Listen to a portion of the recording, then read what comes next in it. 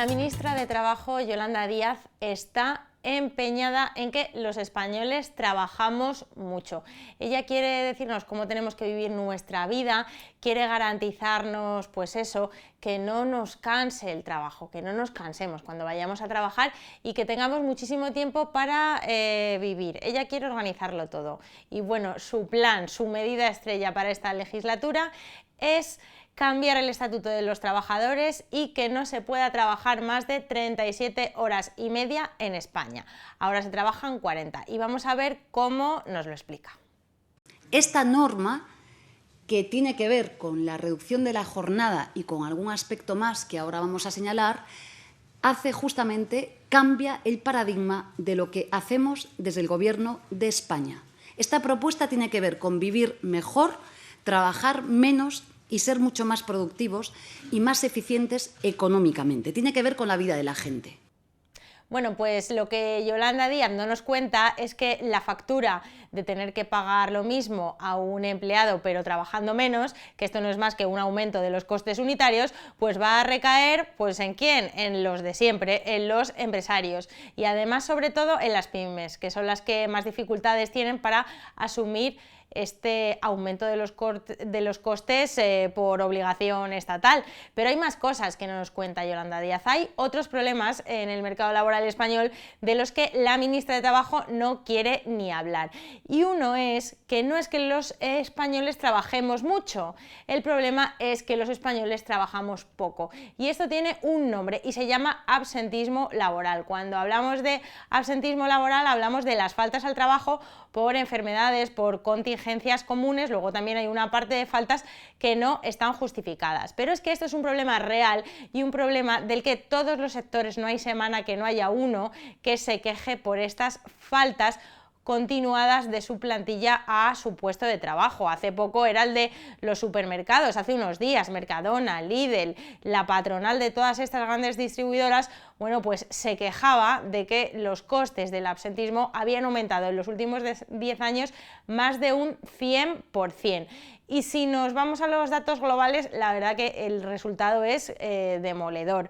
Estamos viendo, por ejemplo, con datos de las mutuas, que a cierre de 2024 hubo más de 8,7 millones de bajas laborales. Estamos hablando de que eso es más de un 120% más que hace una década. ¿Qué está pasando? ¿Que nos ponemos más malitos ahora que hace 10 años? ¿Que ha mermado tantísimo nuestra salud?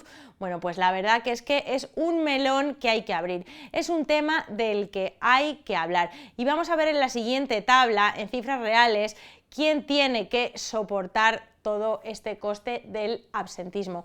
Por un lado, las empresas, lo estamos viendo ahí en el cuadro, estamos hablando de casi 14.000 millones de euros que soportan las empresas porque tienen que pagar las cotizaciones a la Seguridad Social durante las situaciones de baja y esto lo hacen desde el día 1. Luego también la prestación económica entre los días 4 y el 15, también está a cargo de las empresas. Y vamos a los llamados complementos de empresa, que son, bueno, pues esos complementos de empresa que se incluyen en algunos convenios colectivos y que sirven para complementar el salario. Bueno, pues esto ya está alertando a algunas patronales de que es un incentivo a faltar. Si tú cobras lo mismo por estar de baja, pues tampoco tienes incentivos a volver. Y luego, por no hablar del coste a la Seguridad Social, que estamos hablando, y lo hemos visto en la tabla anterior, que son más de 15.000 millones de euros al erario público, a la Seguridad Social, esa partida que está completamente asfixiada por las pensiones, pues también está soportando cada vez más los costes por las bajas. En total, hablamos de 28.000 millones de euros entre la Seguridad Social, los contribuyentes que lo pagamos todos y el coste de las empresas. Y nosotros aquí no estamos diciendo que todas las bajas laborales sean fraudulentas, ni mucho menos, sino simplemente que cuando empezamos a desgranar los datos vemos, bueno, pues resultados tan curiosos como los siguientes, que es que los lunes se disparan las bajas laborales y los viernes se desploman. ¿Esto por qué es? Bueno, pues nadie lo quiere decir porque, claro, no es políticamente correcto. Luego también, ¿qué tipo de enfermedades están aumentando?